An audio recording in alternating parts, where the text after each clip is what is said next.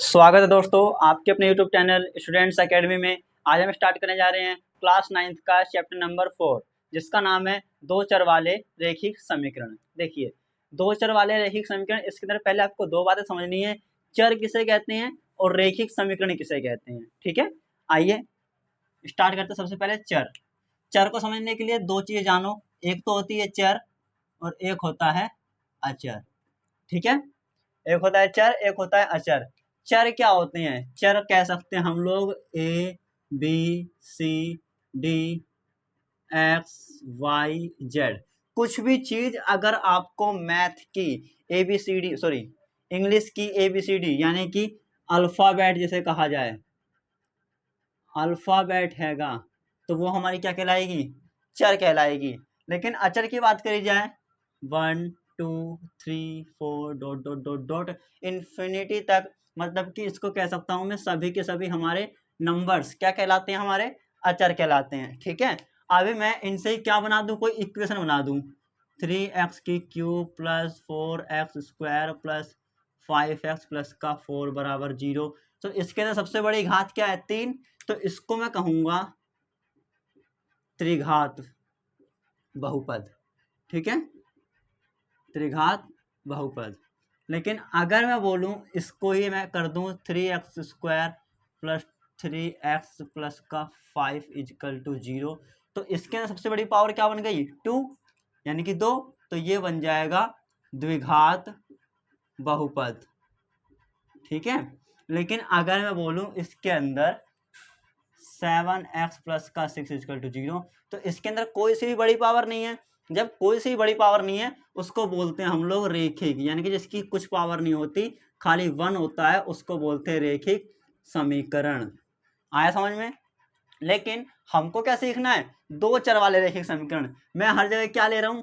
X x x, यहाँ भी x, यहाँ भी एक्स, यहाँ भी एक्स। तो ये तो खाली एक चर वाला ही हो रहा है बहुपद, या एक चर वाला समीकरण हो रहा है। हमको दो चर वाले रैखिक समीकरण सीखने हैं। तो दो चर वाले रैखिक समीकरण का मानक समीकरण पहले समझो। दो चर वाले रैखिक समीकरण क्या होते हैं समझिए। A x plus b y plus c बराबर 0। इस तरीके से हम डिनोट करते हैं अपने दो चर वाले रैखिक समीकरण को। उनकी जो इसके अंदर x और y होता है वो हमारे चर कहलाते हैं। एक चर हो गया x, एक चर हो गया y, और a b c जो होता है वो हमारे कहलाते हैं अचर यानी कि नंबर्स। आया समझ में? आइए स्टार्ट करते हैं अपनी एक्सरसाइज 4.1।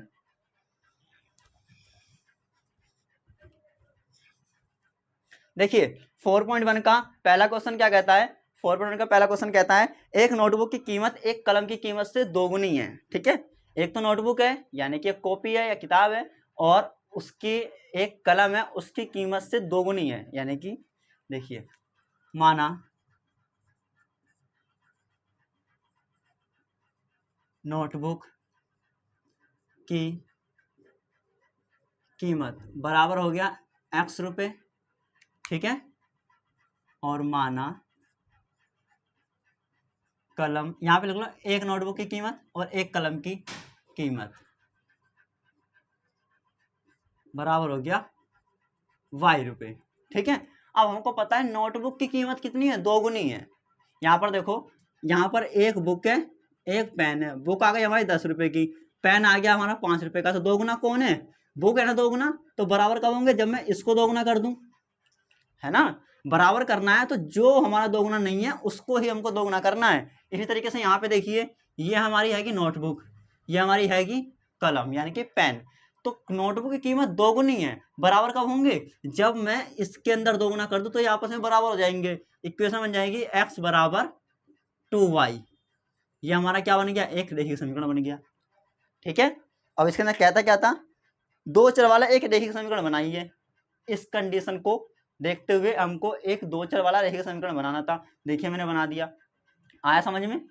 ये है कि हमारी नोटबुक, ये है कि हमारी एक कलम यानी कि पेन। नोटबुक की कीमत दोगुनी थी, बराबर कब होंगे? जब जिसको दोगुना नहीं करना है हमको दोगुना करना पड़ेगा पेन को। जब पेन को दोगुना करूंगा तो ये आपस में क्या हो जाएंगे? बराबर हो जाएंगे। यही हमारा क्या हो जाएगा इस इक्वेशन का, यानी कि इस क्वेश्चन का आंसर। आइए स्टार्ट करते हैं अपना क्वेश्चन नंबर 2।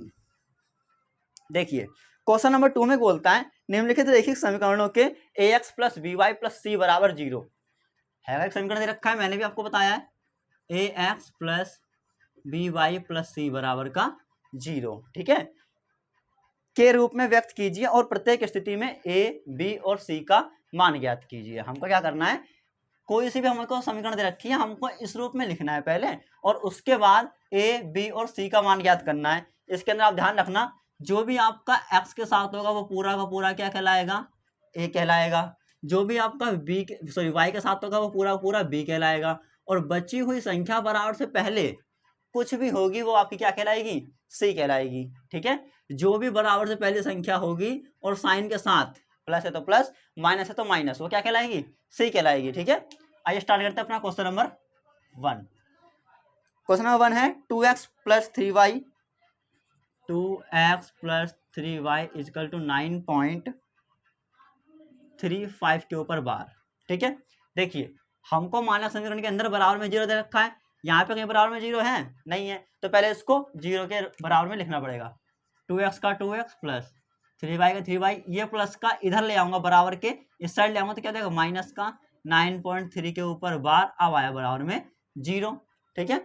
मैंने कहा था जो भी आपके x के साथ होगी वो पूरी की पूरी a कहलाएगी, जो भी y के साथ होगी वो पूरी की पूरी b कहलाएगी, और जो बची कुछ संख्या होगी बराबर के पहले वो c कहलाएगी साइन के साथ, प्लस है तो प्लस, माइनस है तो माइनस, ठीक है। अब देखिए हमको क्या दे रखा है, हमको ए बी सी का मान निकालना है, तो a बराबर क्या आ गया 2, इसी प्रकार से b बराबर क्या आ गया 3, और c बराबर क्या आ गया माइनस का 9.3 के ऊपर बार। आया समझ में, ये है हमारा a का मान, ये b का मान, ये c का मान। इस तरीके से आपको सभी क्वेश्चन को हल निकालने, a b c का मान ज्ञात करना है। देखिए अब सेकंड पार्ट क्या कहता है, सेकंड पार्ट में बोल रखा है x minus y upon 5 minus 10 equal to 0, ठीक है। समझिए x खाली है, यानी कि x कितने हैं, एक ही x तो है, तो यहाँ पर 1 मान सकता हूँ मैं। यहाँ y कितना है, एक ही y तो है, यहाँ पर भी मैं 1 मान सकता हूँ। जहाँ पर किसी भी चर के साथ कुछ नहीं होता वो 1 माना जाता है, ठीक है।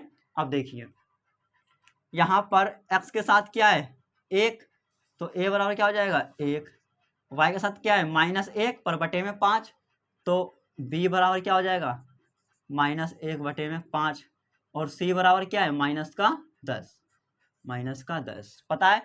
पहले क्वेश्चन में मैंने इसको उठा के संख्या के बराबर में पहले लेके आया था, क्योंकि बराबर में 0 नहीं था, इसलिए मैंने संख्या को बराबर से पहले रखा था। यहाँ पर जो ऑलरेडी सी दे रखा है वो बराबर के पहले दे रखा है, इसलिए यहाँ पर कोई उलटफेर नहीं करनी है, खाली a का मान 1, b का मान -1/5, c का मान -10, ये लिखना है और आंसर हमारा आ जाएगा, ठीक है। आइए स्टार्ट करते हैं अपना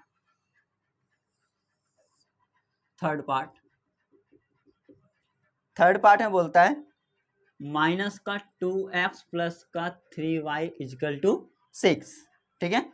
माइनस का 2x प्लस का 3y इजकल टू 6, इसके अंदर देखो बराबर में 0 दे रखा है, कहीं नहीं दे रखा है, तो पहले बराबर के पहले लाना पड़ेगा उसको। ये हो जाएगा माइनस का 2x, ये है प्लस का y, ये प्लस का 6 बराबर के इस साइड आएगा, तो माइनस का 6 बराबर में क्या बचा अब 0, ठीक है। तो वापस से देखिए x के साथ क्या है माइनस का 2, y के साथ क्या है 3, और बचा कुचा माइनस का c, तो a बराबर आ जाएगा हमारा -2, b बराबर आ जाएगा खाली 3, और c बराबर आ जाएगा -6। आ रहा है समझ में, कुछ नहीं करना है, बहुत सिंपल क्वेश्चन है, ध्यान से करना, हो जाएंगे। आइए स्टार्ट करते हैं अपना क्वेश्चन नंबर 4। क्वेश्चन नंबर 4 रखा है x इजकल टू 3y। यहाँ पर देखो अब x का x 3y पहले आएगा, माइनस का 3y बराबर में क्या बचा सिर्फ 0, ठीक है। अब देखिए यहाँ पर x कितना है 1, y के साथ कितना है -3, और बच्चे की संख्या कुछ है ही नहीं, तो c हमारी क्या हो जाएगी 0, जो ना दे रखी हो उसको हमको 0 लिखना है। x के साथ 1 है तो a का मान 1, y के साथ -3 है तो b का मान -3, c कुछ है ही नहीं तो 0। आया समझ में, बहुत सिंपल सवाल है, करते रहना, ध्यान से होंगे। पांचवा सवाल देखो क्या है इसका, पांचवा भाग है 2x बराबर -5y, ठीक है। इसके साथ ही जैसे हम पहले ही बराबर के उठा के पहले लाए थे, इसको भी बराबर के पहले लेके आना है। 2x -5y तो प्लस का 5y बराबर में क्या बचा 0, ठीक है। यहाँ पर भी देखो ध्यान से, x के साथ 2 है तो a बराबर 2, y के साथ 5 है तो b बराबर 5, और c हमारा कुछ है नहीं है तो c बराबर 0। ठीक है, सिंपल सवाल है, ध्यान से करना, होते रहेंगे। आगे देखिए, छठा भाग क्या है इसका, छठा भाग ऊपर करता हूं, छठा भाग दे रखा उसने 3x प्लस का 2 बराबर 0। ठीक है, यहाँ पे भी देखो x के साथ 3 है तो a बराबर 3, y है कहीं नहीं है, मतलब y के साथ कुछ है ही नहीं तो b हमारा क्या हो जाएगा 2। जहां y के साथ जो संख्या होती है वही तो b होता है, पर यहाँ पर तो y है ही नहीं तो b हमारा क्या हो जाएगा 2। ठीक है, और बच्चे कुछ संख्या बराबर के पहले क्या है 2, तो c इजिकल टू क्या आ जाएगा हमारा 2। आया समझ में? आइए स्टार्ट करते हैं अपना क्वेश्चन नंबर 7। देखिए 7 में क्या बोलता है, y माइनस 2 इजिकल टू 0। अब देखो ऊपर हमारा y नहीं था तो मैंने, सॉरी ये गड़बड़ी हो गई, y कुछ नहीं है तो b बराबर 0 होगा। ऊपर हमारा y कुछ नहीं है तो मैंने b बराबर 0 लिखा था, यहाँ पर नीचे 0 सॉरी x नहीं है तो x क्या हो जाएगा इस बार, इनकी एज हो जाएगा 0, y के साथ 1 मानूंगा मैं, x है ही नहीं तो a बराबर 0, y कितना है 1 तो b बराबर 1, और बच्चे की जो संख्या क्या है माइनस का 2, तो c बराबर माइनस का 2। ठीक है, आइए स्टार्ट करते हैं अपना लास्ट सवाल।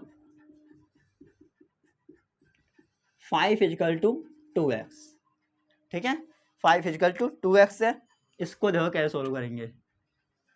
5 का 5 इधर आएगा तो क्या हो जाएगा माइनस का 2x बराबर में क्या बचा 0। ठीक है, अब देखिए a किसके साथ -2 है, क्योंकि x के साथ -2 है तो a बराबर आ गया माइनस का 2, यहाँ y कहीं कुछ नहीं है तो b बराबर 0, और बच्चे की संख्या क्या है c यानी कि 5। आया समझ में? ये था हमारा एक्सरसाइज 4.1 का संपूर्ण सॉल्यूशन। 2 ही क्वेश्चन है और दोनों क्वेश्चन बहुत ही आसान है, ध्यान से करना हो जाएंगे। ठीक है।